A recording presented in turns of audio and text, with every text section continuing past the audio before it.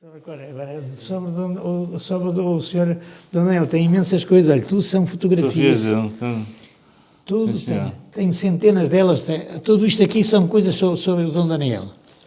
Coisas mais variadas, coisas, cartas, ainda quando ele era seminarista, ainda não era bispo, quando tudo, as paróquias esta parte tem aqui o arquivo completo. Completíssimo.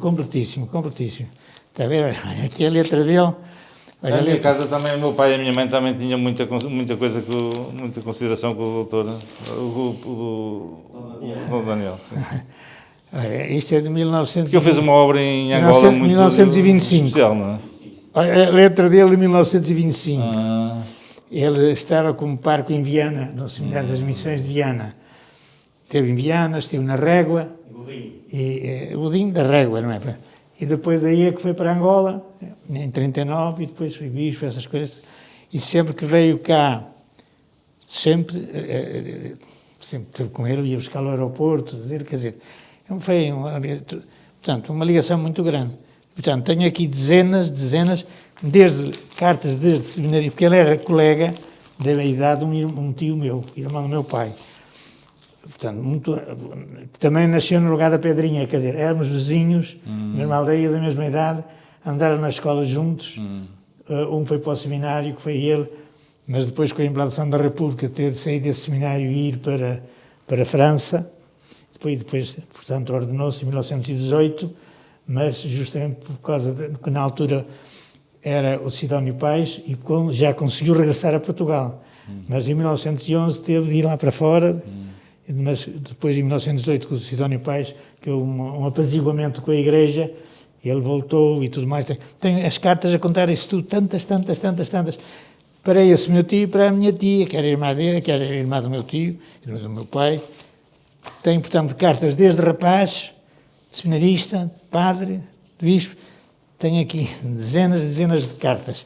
Mas ele tinha uma coisa, até as últimas cartas que ele fazia, que é onde ele escrevia para a minha avó, a avó paterna, ele dizia, desde que se considera filho, irmão e tio. Porque quando ele, em pequenino, teve uma doença grave, e quem o tratou foi a minha avó. E daí a ligação é tão grande. E ele, nas cartas, em várias que estão aqui, essas cartas, ele sente, desde que se considera filho, irmão e tio. Filho, portanto, da minha avó, irmão do meu pai, e tio de nós, dos filhos, dos 8 filhos do meu pai. É uma coisa extraordinária. Tem tanta coisa sobre ele, desde recortes dos jornais, são dezenas, centenas. Tem aqui esta pasta cheinha, tudo isso. Sim, senhor. Além de fotos e tal, coisa. Aqui um arquivo melhor, mas na Póvoa não há nada. A Póvoa tem um nome numa rua. O No... nome dele tem. Tem? Foi eu era vereador na altura, fui eu que a propus. É perto da Matriz. Olha o Papa aqui. Papa... É com o Papa, quando ele foi com o Papa. Tem uma rua na Póvoa, é? É perto da Igreja Matriz, que é perto que é a antiga linha do comboio, agora já é a linha do metro. Pois. A mesma beirinha é aí nessa altura, Rua Daniel Junqueira. Esta igreja aqui da Estela também é muito bonita, a igreja da Estela. Já teve 2 ampliações. Primeiro uma ampliação no sentido do comprimento, depois mais tarde, já com o outro paro, teve para o lado. Mas é muito bonita, está muito bem. Largou, exatamente. Então, A Torre Cineira não era nada disto, agora não. Era um campanário antigo que foi demolido, foi uma pena, estava separado da igreja, era um campanário lindíssimo. Isso é uma das tais coisas que hoje não deixavam fazer. Um campanário muito antigo, separado da igreja. Foi muitas vezes eu em miúdo lá tocar o sino, na doutrina, tinha aquelas escadas, a gente ia lá assim mesmo, meus irmãos e tudo mais. Tá. Foi o que tocou o sino quando eu fui batizado, quando o Sr. Bispo foi batizado, tudo mais, porque era o sino que havia. Foi demolido em 1955. Fazer agora aquela torre está claro. Isso é que eu sou contra, fazer uma coisa no outro sítio, não é? Agora deitar uma coisa antiga abaixo. Foi uma estupidez muito grande, E fizeram aquela torre que está lá, é uma torre vulgar de lineu que não tem interesse nenhum, Pois. mas o campanário era o único que havia. Há em Laúndes também um campanário, mas o daqui era mais completo. O daqui era um quadrado, o de Laúndes é diferente. O de Laúndes só tem 2 coisas de sinos e aqui tinha sinos por 3 lados. Era um campanário do século XVI, do século XV, então não é uma pena. Mas enfim, são das tais coisas. O Dom Daniel Junqueira era irmão de quem? Do bisavô? O Dom Daniel Junqueira era, portanto, era Eu tenho a árvore genealógica que eu tenho no carro, tenho no carro. espera aí, eu tenho esta. É filho do Manuel, não é do Manuel. Acho que era... Daniel Junqueira era portanto, primo do... Do Joaquim, do meu avô, primo do meu avô, primo direito do meu Os avô. moinhos ainda vais. Tinha aqueles moinhos, eu sei, exatamente. Os moinhos de Junqueira, Mas tem aqui, do Joia também se chamava. Joias. se me permite, tem aqui as fotografias dos pais dele. Pois dos é. pais do Dom Daniel. Tem. Já agora- Acho que era Manuel, eu tenho a árvore genealógica, Irmão do bisavô, não é? Deve ser irmão do bisavô. Ele não era, sim, irmão do bisavô. Era primo direito do meu avô. Deixa-me ver que eu já cheguei a ver. Não sei se... Com licença. Eu já tive estes documentos todos em mão. Estarão aqui, Ou olha. melhor, já os lavei. Portanto, Já viu isso tudo. Estarão aqui, serão estas, não? Não. Eu sei. Podem falando inclusive do seu tio. Do seu tio que era colega... Que era colega dele, foram da mesma idade. Tem a fotografia dele ali no meu gabinete. Vizinhos, fizeram a instrução primária juntos. O meu tio tirou o Liceu da Póvoa, ia aqui da Estela para o Liceu da Póvoa, a pé, durante 5 anos, a pé, ir e vir, de verão e de inverno, e com boas notas. É uma coisa inconcebível. São 7 quilómetros desde a nossa casa, justamente ao Liceu, na altura do Liceu, era uma casa ali à beira do mercado, uma casa antiga que há à beira do mercado, começou em 1904, começou aí o Liceu. Depois andou por vários sítios, depois foi a fábrica do gás, que é hoje, depois deitaram abaixo, foi uma pena, e tem agora um bairro social, e só muito mais tarde é que fizeram o Liceu Novo. De maneira que eles eram muito amigos, foi por a vida fora, quer dizer, portanto, um foi para o seminário e o outro formou-se depois em Direito. Teve na guerra de 1914 no sul de Angola, justamente, das campanhas sul de Angola. Depois, quando veio na escola de guerra, tirou o curso e ficou na administração militar, depois chegou a capitão, era professor dos pupilos do Exército e do Colégio Militar e foi o fundador do escotismo, dos escoteiros, do campismo, uma série de coisas. Foi realmente um indivíduo extraordinário e muito ligado ao Dom Daniel, muito amigos. Eu publiquei já num livro uma carta de Dom Daniel para ele e ele para Dom Daniel. Bem, realmente uma pessoa fora do lugar. O Dom Daniel escrevia muito, tem aqui dezenas de cartas dele, para a minha avó, para a minha tia Maria Amadinha Carvalho, e para mim próprio, para o meu irmão Isaías, que morreu há 2 anos em Lisboa, que era advogado e era... Portanto, o meu pai devia ser mais ou menos da idade dos Chareiras, não é? Era. Mais ou menos. O Arthur, éramos muito amigos, muito. E depois, muito ligados. O Arthur era um bocado tímido, quer dizer, não era muito expansivo a falar, quer dizer, deixava os outros falar, quer dizer, mas ainda mais, portanto, éramos estudantes, não é? Foi eu, ele e o Otávio Torres. O Otávio Torres foi médico, já morreu há uns anos, muito novo, casou na Aveiro-Mar, e era sobrinho de um célebre professor de Coimbra. Como é que se chamava o tio do Otávio? Anselmo de Castro. Anselmo de Castro. É muito conhecido. Esse Otávio era sobrinho desse doutor Anselmo de Castro. Professor em Coimbra, advogado famoso e tal. Tinha comprado aqui uns terrenos na praia do Rio Alto, na fronteira entre a Apulia e a Estela. fez ali um dos campos de Maceira, uma série deles, tudo, com o Dr. Artur Anselmo de Castro. E quando vinha cá ao sábado ver as obras, que ele tinha feito um financiamento da Junta de Colonização Interna, a pagar a longos anos com juros tinha. Fez ali uma série de campos de Maceira muito interessantes. Mais tarde, é claro, destruíram tudo isso, venderam, não eles, mas os herdeiros. Foi uma pena, então. Era, portanto, uma pessoa... O meu avô também esteve ligado a fazer os campos de Maceira, também, acho eu, também teve... Sim, esteve, exatamente. O meu avô também. Naquela fase que agora quase que não existem. Pois não. Agora venderam a areia, hoje o campo de Maceira já é uma Eu tenho coisa... mas assim fraguinho. Eu tenho o campo de Maceira, mas já tem os taludes um bocadinho inclinados, já desceram o nível freático. Mas era uma maceira completa, porque está a ver, tinha valo de um lado com areia, do outro, era uma coisa fantástica. E o valo é para abrigar do vento. E depois ainda punha ainda cima, ainda plantavam umas canas e tal, para ainda abrigar mais o vento. Mas não é que aquilo era como fosse estufas. Era uma estufa. Agora tem as estufas, quer dizer, o campo de Maceira funcionava como as estufas. Foi uma coisa fantástica. Devia ter ser subsidiado, que em vez de subsidiar a fazer as estufas, devia ser ao contrário. Ao contrário, não é? Já agora, esta freira era em relação ao dono era sobrinha, filha da Germana. Esta era sobrinha de Dom Daniel Junqueira. E são cartas dela. Tenho muitas, guardei algumas. Morreu também. Morreu há... Qual era a ordem a que pertencia? É que tem em Barcelos, a saída de Barcelos, tem lá uma casa. Franciscanas, não é? É? Franciscanas, exatamente.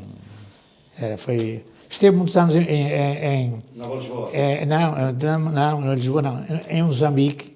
Foi professora do primeiro Presidente da República de lá, como é que ele se chama? Samora Machel? Samora Machel. Foi quem aprendeu a ler, foi esta senhora que ensinou Samora Machel. Era freira, estava em Lourenço Marques, na altura, Lourenço Marques, agora Maputo, não é? E o Machel foi aluno dela. Eu até gostava de Samora Machel, era engraçado.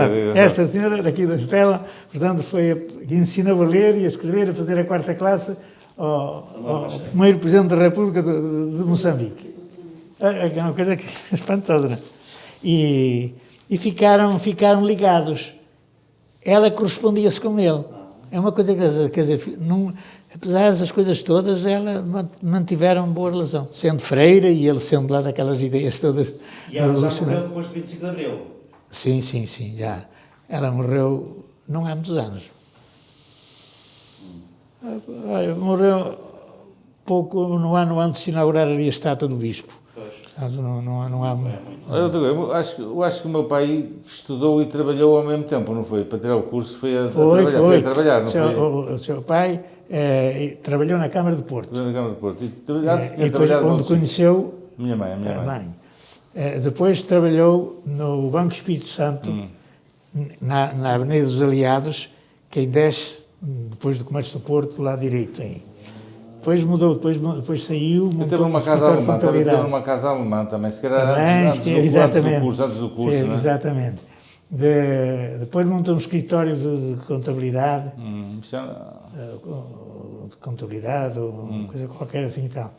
Mas era um indivíduo com um interesse, agora, pouco falador.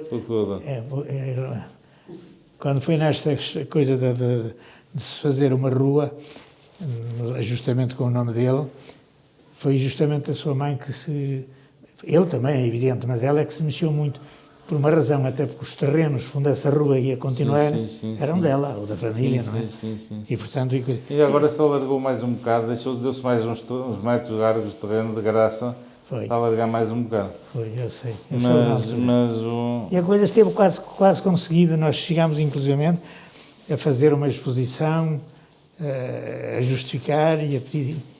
Só que a Câmara de Porto, na altura, coisa socialista. Não, mas eu estava a dizer, eu tenho a ideia que o meu pai, portanto, que tirou o curso e estudava ao mesmo tempo, não é?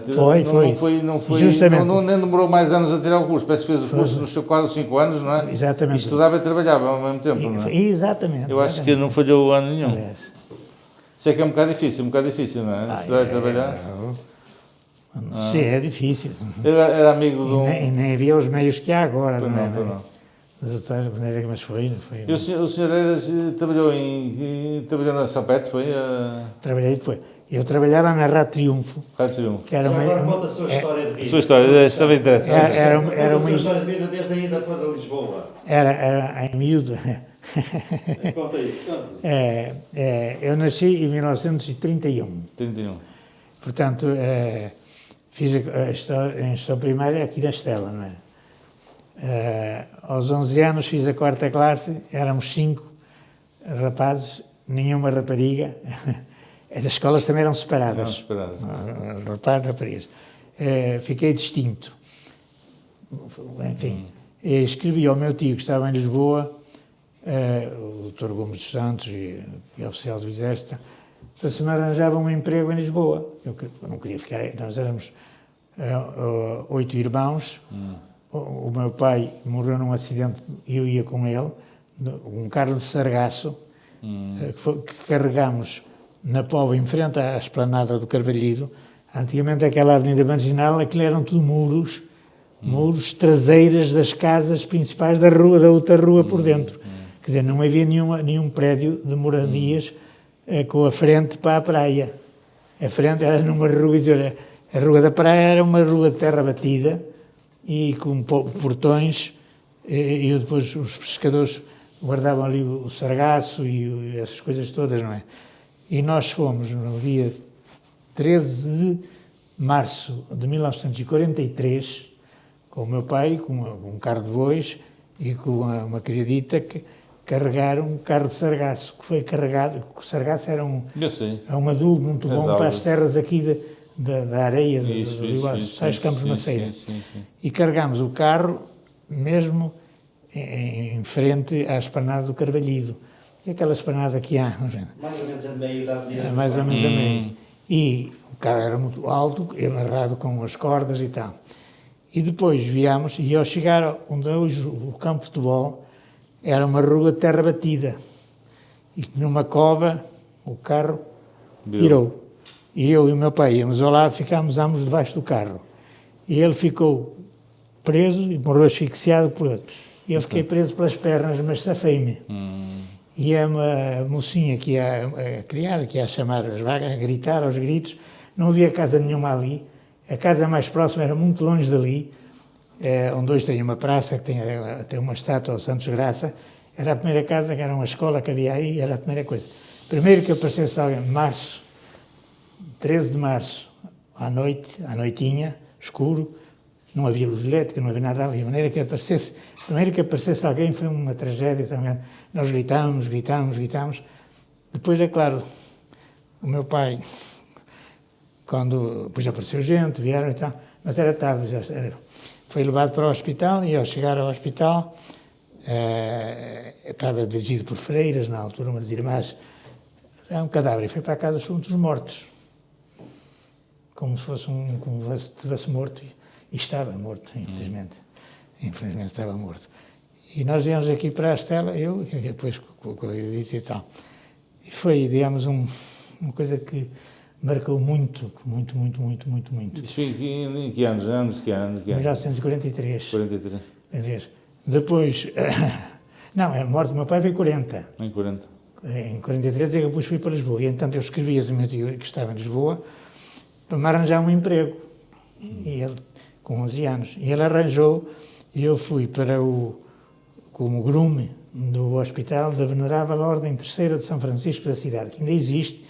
É pegado ao Teatro São Carlos, na Rua Serva Pinto, número 7, ao Teatro São Carlos, e o prédio logo a seguir é um hospital, é o Hospital da Ordem Terceira de São Francisco da cidade. E o meu emprego foi atender os quartos, tinham a campainha e no corredor tinha o número do quarto. Quando tocava um doente, tocava a campainha, eu via qual era o número e ao quarto que o doente queria.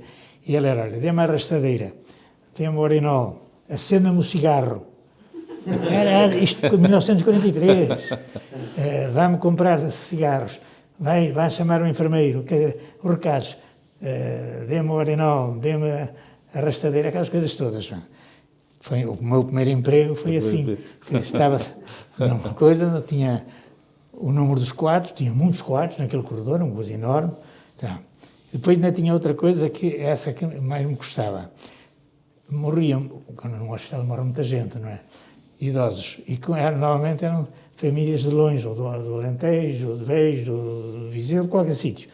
Primeiro que viesse a família, o cadáver não podia ficar sem estar alguém à beira dele. Então havia a casinha dos mortos. A casinha dos mortos tinha um sítio onde ia para lá o cadáver embrulhado num lençol. E tinha de estar um empregado ou uma pessoa à beira do cadáver ali. E aqueles enfermeiros e aquela gente mandavam um miúdo. Eu muitas vezes fui companhia de cadáveres. Foi a coisa que mais me custava, estar à beira de um morto ali. Até que depois, quando vinha a família, entregava o cadáver à família, pronto, lá ia aquilo. Mas esse período era muito complicado, quer dizer, uma coisa foi o que mais me custou. O empregado do PBX. O PBX eram os telefones, com aquelas cavilhas, naquele tempo, cada cavilha, cada quarto. Era muito mais interessante, mas muito complicado, bastava me enganar numa cavilha, o telefone ia parar a um sítio errado e havia um raspanete do médico ou das pessoas e tudo mais e tal. Mas de tal maneira me foi portando bem que depois fui como auxiliar da secretaria. Ei, que maravilha! Aí já tinha menos horas de trabalho, já não tinha que estar logo desde as 8 até às 8 da noite, que eu também dormia lá no hospital. Quer dizer, tinha cama e mesa. Quer dizer, o meu tio arranjou-me isso. Poupava, não é? Era na altura.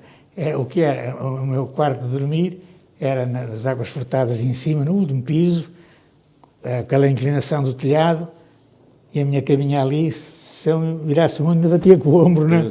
Uma coisa engraçada. Mas tinha o meu quartinho, estava tudo bem, comia lá no hospital, tudo. E uma coisa curiosa, em 1943, 44, 45, tempo da guerra, batatas, nem vê-las. A gente passei semanas, meses, quase sem provar uma batata. E eu dizia assim, olha, os meus irmãos e a minha gente lá tem tantas batatas, e aquilo, mas na altura havia dificuldades, quer no transporte, quer na venda. A única coisa que nunca faltava era o peixe. A zona de Lisboa tem o Rio Tejo, portanto, ali não havia problemas nenhuns com a gente comia peixe ao meio-dia, peixe à noite, peixe ao meio-dia, peixe à noite, peixe. Mas olha, não me cansei de peixe, que ainda hoje eu prefiro o peixe. A carne era rara, porque havia, do lado da Espanha, havia, até a Guerra Civil de Espanha tinha acabado, mas havia problemas, não havia. Da parte do Atlântico, havia os submarinos alemães, submarinos ingleses, portanto, era um problema muito grande. O período da guerra em Portugal foi muito difícil. Eu nem imagino o que se passou. As dificuldades, quer dizer, sendo aqui da aldeia, não me faltava nada, desde as batatas, as couves e tudo, a coisa da família foi para Lisboa.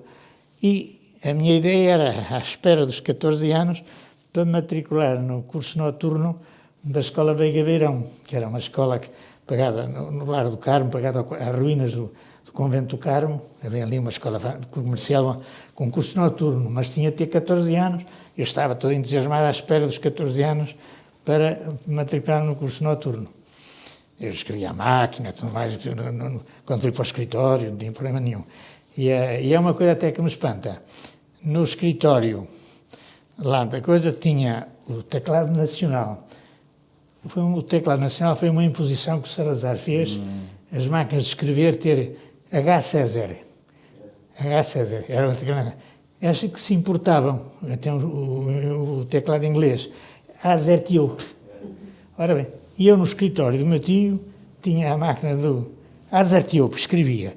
Lá onde eu estava, na ordem terceira, tinha o teclado nacional H. César. E como é que eu não me enganava? Quer dizer, de um lado ou no outro eu escrevia com velocidade, quer numa canota. Hoje não era capaz de fazer isso.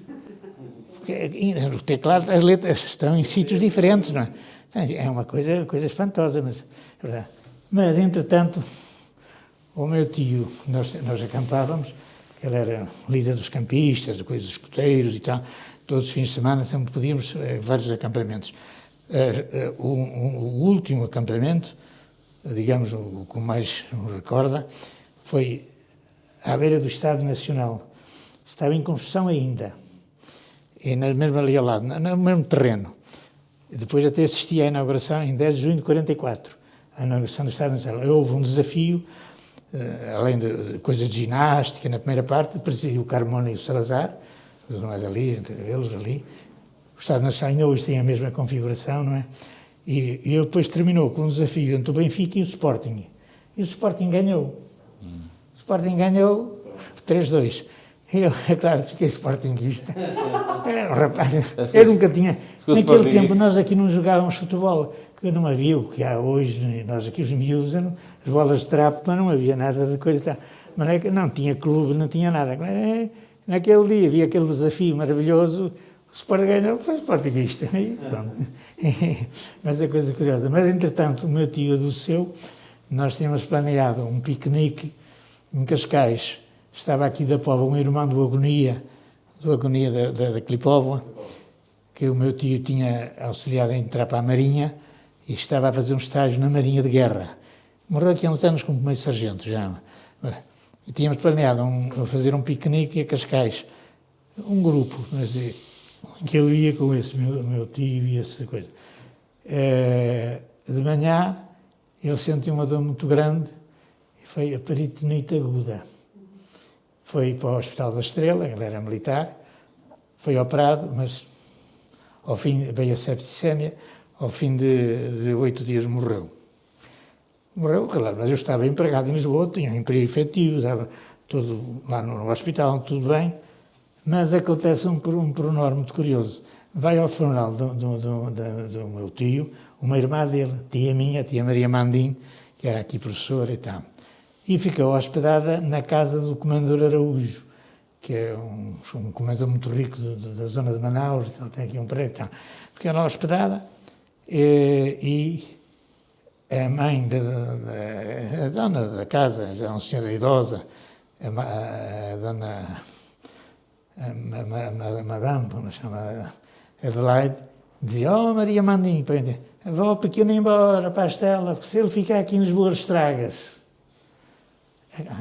Eu que tinha saído daqui desta miséria, deste trabalho, não queria fazer agricultura, aquela coisa, tinha uma carreira já orientada, estava à espera dos 14 anos para ir para a escola comercial, com as coisas todas encaminhadas, mas ela não era por mal, porque ela era uma pessoa riquíssima, e portanto não estava a ver, se o miúdo ficar aqui em Lisboa, ele estraga-se.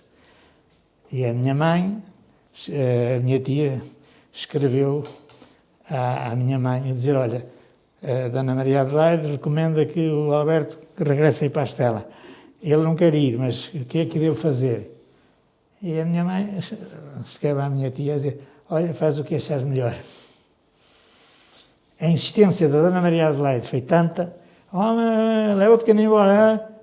Tive de ir embora. Essa idade não arriscava nada, tive de vir embora. Assim se interrompeu uma carreira, depois teve outros rumos, mas quer dizer, isto nunca mais esquece. Isto nunca mais esquece, não. Nunca mais esquece. Depois foi estudar para a Póvoa. Depois até, claro, quando vim, claro, o Liceu Velho eram dois ou vários pescadores, à saída da Póvoa para a Vila de Conde, lá do lado direito, aquele conjunto de casas de um bairro económico que havia ali a antiga fábrica do gás. A Póvoa de Varzim teve, no princípio do outro século, gás para as casas. E então havia essa fábrica do gás, que em 1925 deixou de funcionar, depois é que o Liceu, entretanto, foi para lá. Ora bem, eu fui lá à secretaria dizer: "Olha, queria me matricular aqui no Liceu, quero estudar." E o funcionário do Liceu, da secretaria, era um filho do Dr. Vasco Calafate, era o João. Eu disse: "Olha, tu aqui no Liceu já não podes entrar, tinha de ser até aos 13 anos. Já tens mais, já não podes entrar. Mas tens uma solução. Vais para a escola comercial, tiras lá na escola comercial e as cadeiras que são diferentes das do Liceu, vais ao Colégio Dom Nuno, na Praça da Almada, e portanto no fim do ano fazes a transição do ensino técnico para o ensino inicial, já te podes depois seguir o curso do Liceu." E assim fiz. De maneira que fui para a Póvoa, fui para casa, a morar na casa dos pais do Dr. Jorge Barbosa, que era uma família muito amiga minha, da minha família, de maneira que de manhã ia à escola comercial, os cursos do primeiro ano, e as cadeiras que não eram comuns ia ao liceu, ao Colégio Dom Nuno, na Praça da Almada, que já não existe, que infelizmente já acabou. E no fim do ano fiz a transição do ensino técnico para o ensino liceal. E correu muitíssimo bem, claro, fiquei logo. Mas queria-me depois matricular no liceu, mas passava da idade. De maneira que a solução foi seguir o curso do liceu, mas no colégio, no ensino particular. Matriculado no liceu, mas ia fazer exames, ao fim do ano ia fazer exames e as notas iam, naquele tempo era assim, tudo mais está. Tem até a caderneta escolar, isso tudo está. Assim foi, mas como eu precisava de viver de dinheiro, empreguei-me na altura no patronato. Eu até lhe vou oferecer o livro que tem ali, no patronato como, chamava-se cartorário gerente, quer dizer, era o responsável pela escrita, pelas coisas todas do patronato. Como eu tinha já uma certa experiência vinha de Lisboa, apesar de ser ainda novo e ter poucos estudos, mas já tinha uma experiência dessas coisas, foi fácil. Estive aí até ir para a tropa, portanto, no patronato de São José, que já não existe, durou 40 anos, ao fim de 40 anos acabou. Eu publiquei um livro que vai sair agora, no dia 9 de abril, na biblioteca, no museu, às 5 da tarde, que vai ser lançado, já combinei com o vereador, o Dr. Diamantino, vai ser nesse dia. É uma palestrazinha que eu fiz sobre a história dessa instituição, que é a única instituição na Póvoa, que existiu, que não tem sequer memória, não tem nenhum livro escrito, nada, e agora isso fica uma memória futura, fica isso a fazer. Eu depois vou-lhe oferecer um desses livros.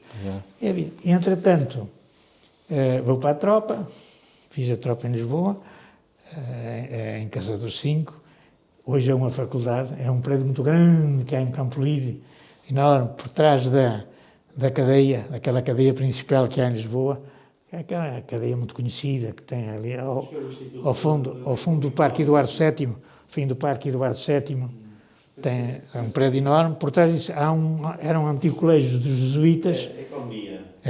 Agora é uma faculdade, mas foi um antigo colégio dos jesuítas, depois foi um quartel Caçador 5, que era um quartel muito ligado ao regime, até se constava na altura que havia um túnel, e que havia lá uma porta esquisita, e esse túnel que ia dar ao Palácio de São Bento, onde morava o Salazar e tal. Isso não sei se era mais línguas, se existe o túnel, eu acho que o túnel existe, mas não seria com essa finalidade, porque é anterior ao Salazar, não é? Mas se dizia que era, se houvesse alguma coisa, o Salazar fugir por esse túnel e refugiasse nesse quartel. Porque era um quartel muito ligado ao Estado Novo. Porque o comandante do quartel era o Coronel Ribeiro Casais, era da zona de Vigeu e falava assim. Lembro-me desse pormenor. E não me recordo, no dia 10 de junho de 1944, 54, agora 54, no juramento de bandeira, o Coronel Ribeiro Casais, que era o Ministro da Defesa e do Exército, lá veio presidir e tal. E nós ali, o batalhão todo, em sentido, ali na coisa, num dia de calor, e ele a fazer um discurso muito demorado, e era com esta pronúncia dele. Salazar é uma bênção de Deus a Portugal. Isso nunca mais.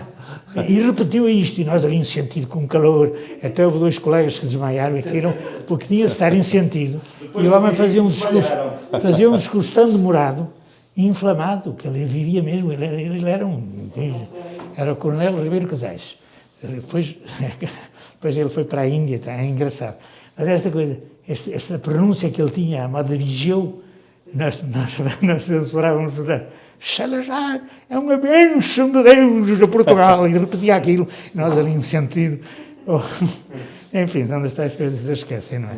Bem, lá cumpri o meu serviço militar, estava já com a ideia de continuar com os estudos, mas entretanto acabou o tempo militar e vim para a Póvoa outra vez, concorri ao Banco de Portugal, concorri ao Banco Inglês, concorri ao Banco Ultramarinho, concorri ao Banco Borges. Era difícil naquele tempo de arranjar um emprego, mas consegui fazer esses exames e estava na Póvoa à espera de ser chamado, e sou chamado para o Banco Inglês de Lisboa. E no correio que trouxe essa carta, trouxe uma outra carta no dia seguinte, do Ministério do Exército, a dizer que eu tinha sido mobilizado para a Índia. Foi quando o Nehru fez aquelas invasões todas. Tendo eu já cumprido 2 anos de vida militar, já estava na disponibilidade, veio uma carta porque o meu batalhão, esse coronel que agora falei, ofereceu o batalhão para ir defender Goa. Quer dizer, não foi uma mobilização, foi o quartel em peso. Portanto, a gente que pertencia àquele quartel, quer os do quadro, quer os milicianos, foram chamados. Ora, lá fomos, lá foi então ter E tem piada que é isto, no dia em que eu vou para Lisboa, enfim, para me apresentar no quartel, vou também ao banco onde tinha chamado.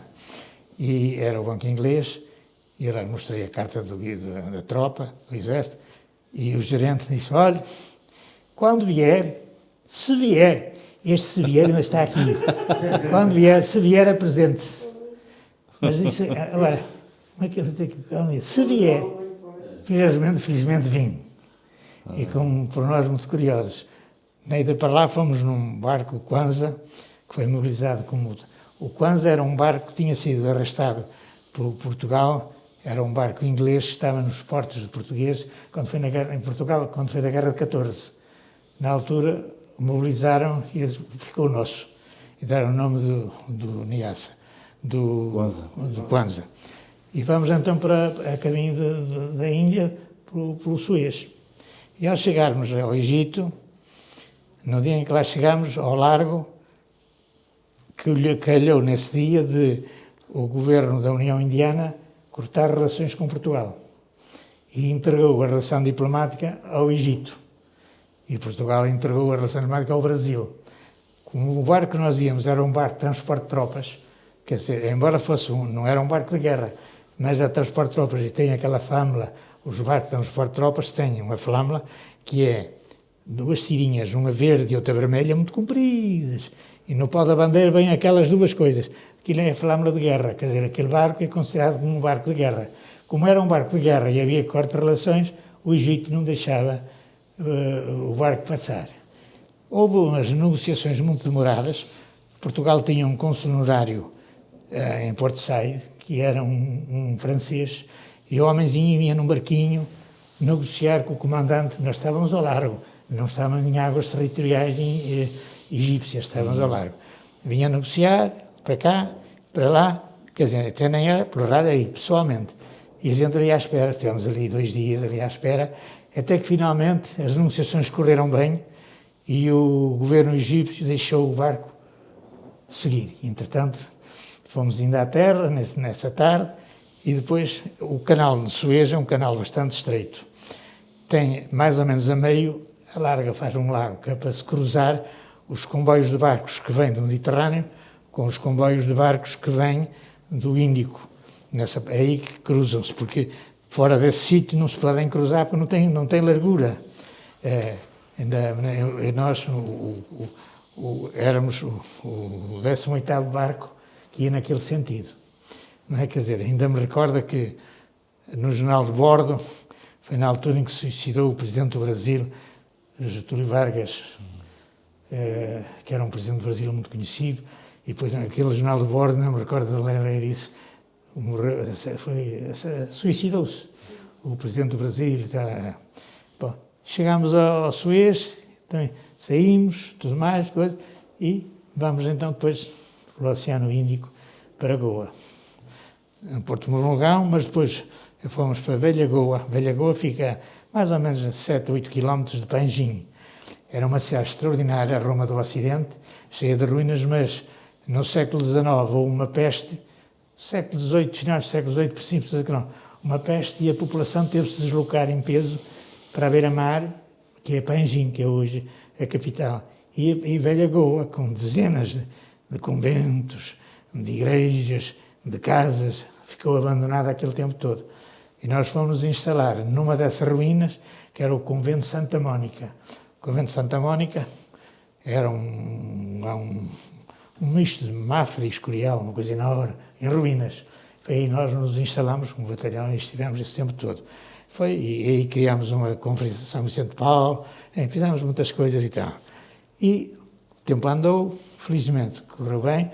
Eu comandava o pelotão de sapadores e andava mais ou menos na fronteira, onde havia postos da Guarda Fiscal, fazer uma rede de arame farpado, este formato, não é?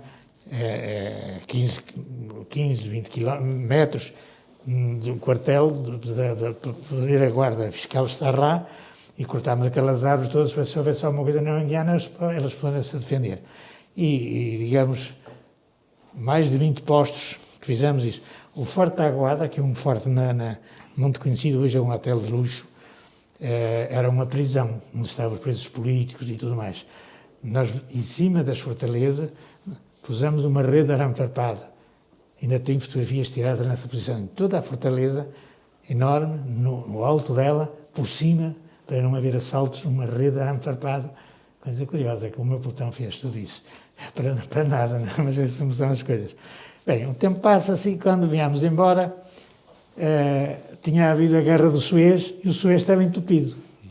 Mas nem que podermos de vir outra vez pelo Suez, tivemos de ir pelo sul da África. Aí já foi no Niassa, já era um barco melhor, era um barco moderno, tudo mais. E tem uma vantagem de conhecer Lourenço Marques, que era em Moçambique, hoje Maputo, e tivemos aí 2 dias.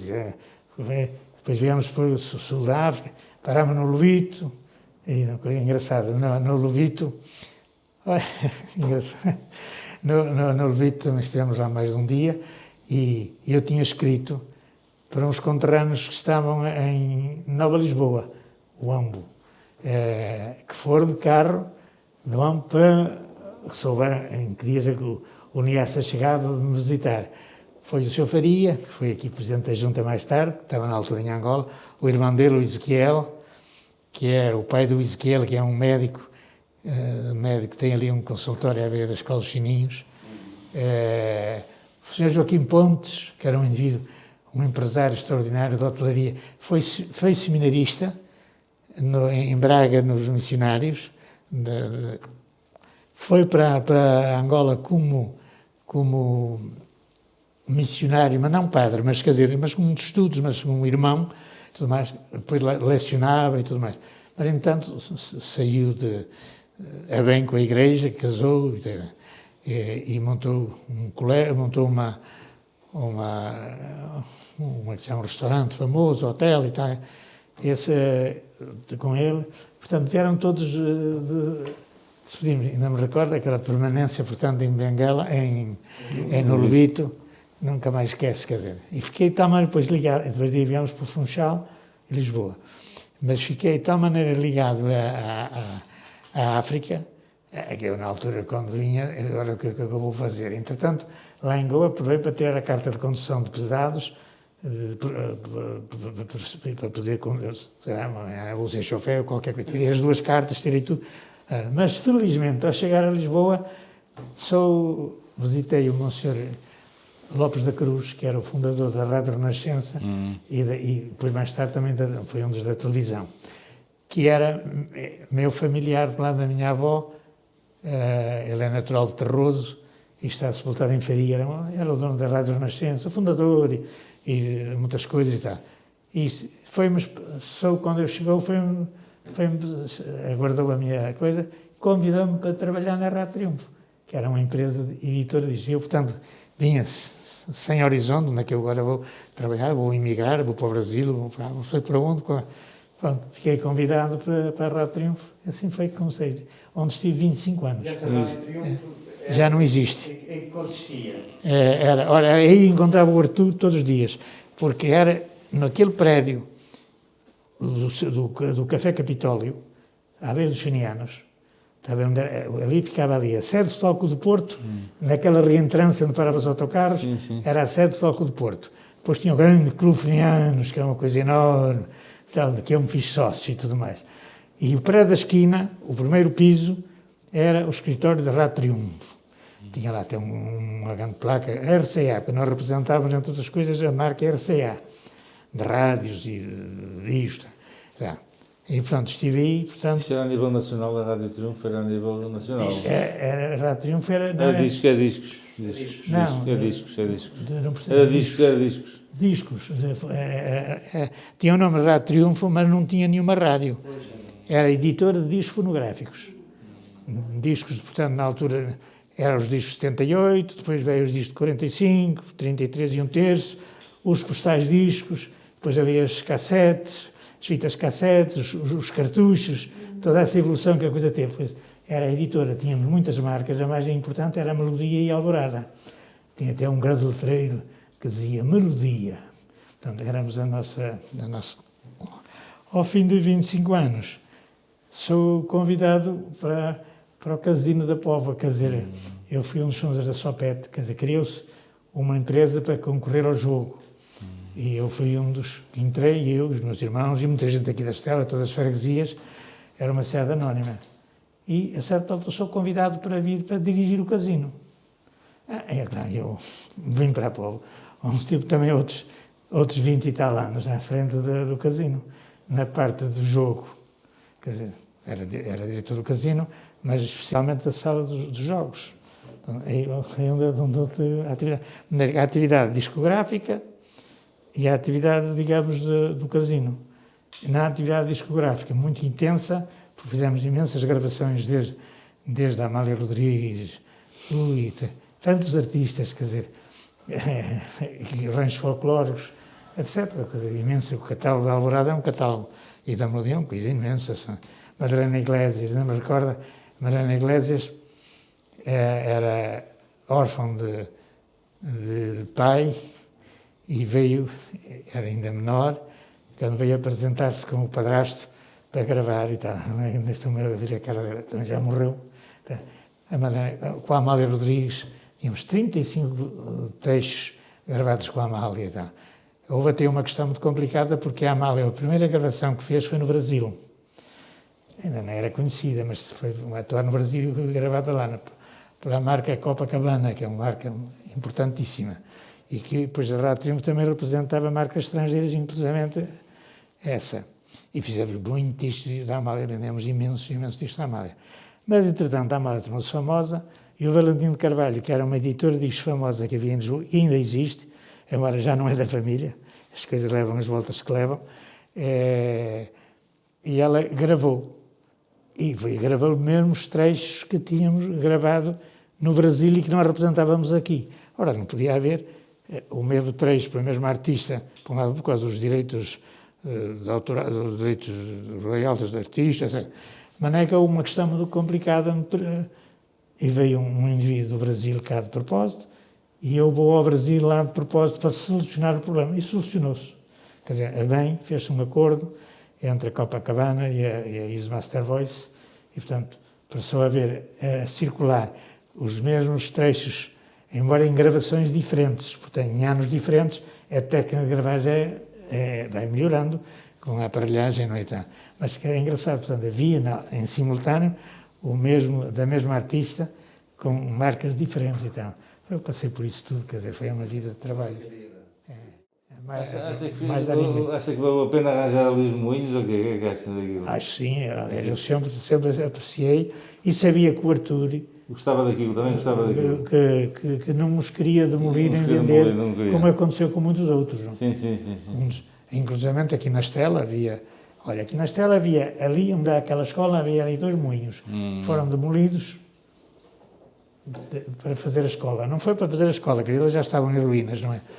Havia na praia 2. Onde hoje está o campo de golfe. Está lá um, mas é uma imitação, quer dizer, era uma ruína que foi restaurada. Para a habitação. Lá havia 2, quer dizer, mas não funciona, não tem, é só repete.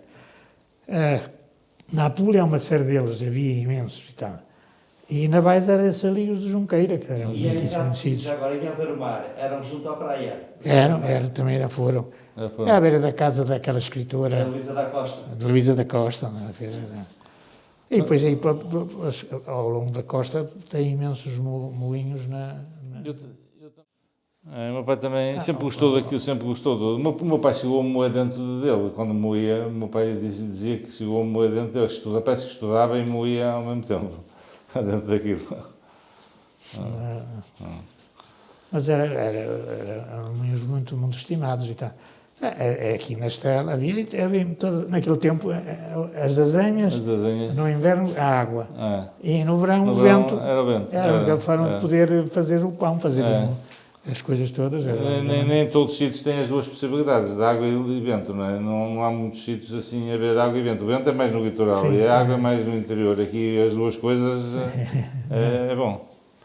Mas eram moinhos muito curiosos. Eu não sei se foram filmados. Tenho uma ideia que já houve há muitos anos que houve alguém que quis filmá-los. Já de haver um filme qualquer, não sei na posse de quem, de algum amador, que terá filmado os moinhos da Junqueira, os moinhos de Joia, não é? Como é que chamavam na altura? Nós éramos joias. Por acaso, o termo já era mais dos seus primos, julgo eu, que eram primos. Porque eu tinha uns sócios, que era, como é que se chamavam, outro indivíduo, que também foi da Junta de Navais, que tinha interesse nos moinhos. Não me recordo. Havia um senhor que fez parte da Junta. Da Junta era o tio Abílio. O tio Abílio foi da Junta de Navais. É isso, é esse. Sim. Foi da Junta. Recorda-me muito bem disso. Mas a nossa azenha mandava farinha para a Póvoa, não mandava? Mandava, tem a impressão que sim, não sabe disso, já não se sabe.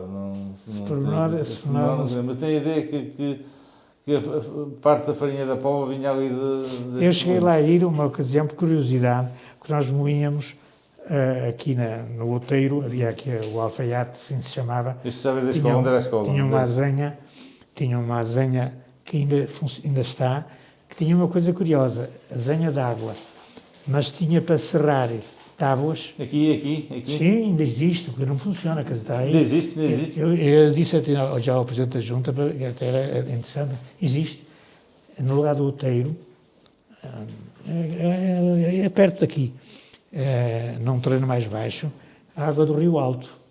Quer dizer, há um desvio que fizeram para essa azenha, e a azenha, além de ter coisa de moer o milho, e o trigo e o centeio, tinham um charriot para fazer tábuas. A minha mãe, quando fez obras na casa, os pinheiros eram das nossas bolsas, e fomos no carro de bois levar lá os pinheiros, e foram nessa azenha, tinham um chá comprido, para fazer as tábuas e os caibros. Talvez seja isto que o Sr. Eiras diz faz sentido com aquela relação dos moinhos de Navais de 1841, onde se declara que em Navais não havia nenhuma máquina de serrar. Portanto, ou seja, havia só a questão da moagem, exato, mas não esse sistema. Esse. Aqui na Estela já havia, portanto essa relação fazia menção desses dois onde a gente está a morar, em Segurico de Baixo, ainda existe lá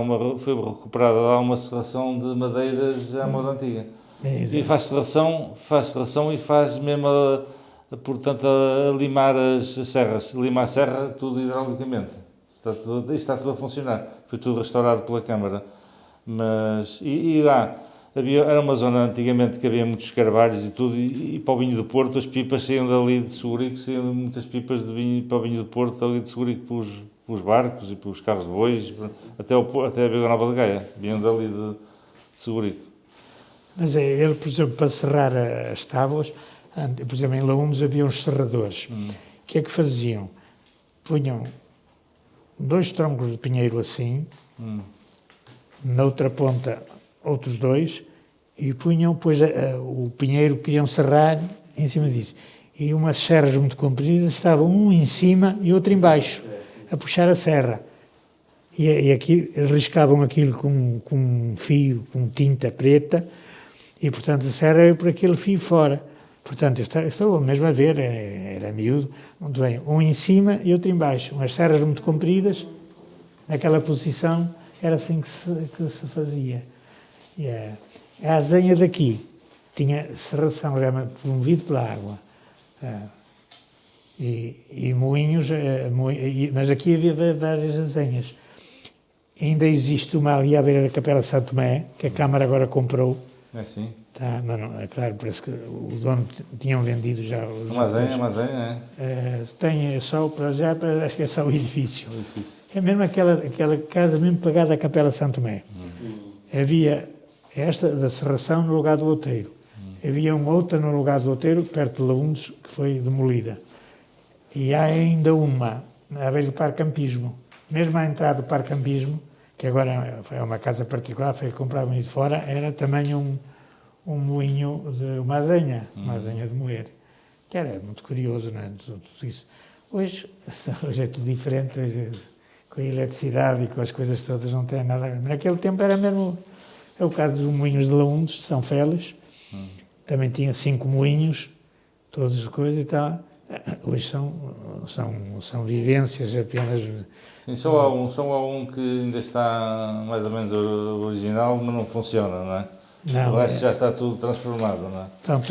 O a seguida está original, quem o fez foi o meu avô de lá. A minha mãe era de Laúndes. Aquela casa da Quinta à beira da Igreja Matriz de Laúndes é uma casa muito comprida, grande, parece um convento. É a casa da minha avó materna, a casa onde a minha mãe nasceu. E um dia eu passei a miudinho, na nossa casa, quando nascia o mais novo, por causa da mãe poder alimentar, iam para a avó. Como a avó era uma casa rica, era uma casa melhor, com mais gente, e era para lá que ia. Onde é que eu fui? Quando nasceu a minha irmã, fui para lá até vir para a escola primária. Portanto, estive lá na casa da minha avó. E então, na altura, nós tínhamos lá, nessa Quinta de Laúndes, a azenha d'água. E como há um desnível do terreno, é uma coisa curiosa. A azenha do terreno mais alto funciona com um sistema assim. O desnível do terreno, a outra azenha funciona com as coisas assim, quer dizer, duas azenhas com a mesma água à beira uma da outra, mas dado o desnível do terreno, uma funciona com rodízio assim, e a outra, uma coisa muito curiosa. E esse no moinho de Laúndes, em 1904, quando estavam a fazer, apareceram as células arrecadas de Laúndes, que estão no Museu Soares do Rei no Porto. São famosas. Estavam dentro de um vaso de barro, tem as argolas, portanto são as arrecadas, compridas, e um cordão de ouro, do tempo dos romanos. E o meu avô vendeu, quem comprou foi o Rocha Peixoto, que era um poveiro, que era diretor na altura do museu, como se chama aquele museu? À beira do Praça Cristal. Manuel II. Dom Manuel II. Soares do Reis. Exatamente, Soares do Reis. Onde estão essas arrecadas. Foram, portanto, vendidas pelo meu avô, e que depois o meu avô deu uma parte do dinheiro ao empregado, ao pedreiro que achou. É engraçado. É que o Museu da Póvoa tem uma réplica dessas argolas. Tem uma réplica apenas, não é? E este é que é o último livro que o senhor... Este é o livro que eu fiz. Não é aquilo que falou. Mas também tem muito interesse este, porque tem aí os dados dados aí. Eu ofereço-lhe e vou buscar-lhe um outro. Este fica já a saber sobre a história do... É muito bom. Está bom. Muito obrigado. Não tem a data. Esta foi... Aquilo foi 62, portanto é a partir de 62. O Papa também morre em 62 ou 63. Portanto, é início do concílio, é 61, 62. É que vai sair. Este é que vai sair. Vai sair agora, no dia 9 de abril. Não conheço, E este sou eu. Sou esta que está aqui. Sou este. Sim, senhor. Quer ver aqui? Não tem mais nenhum, senhor? Tenho.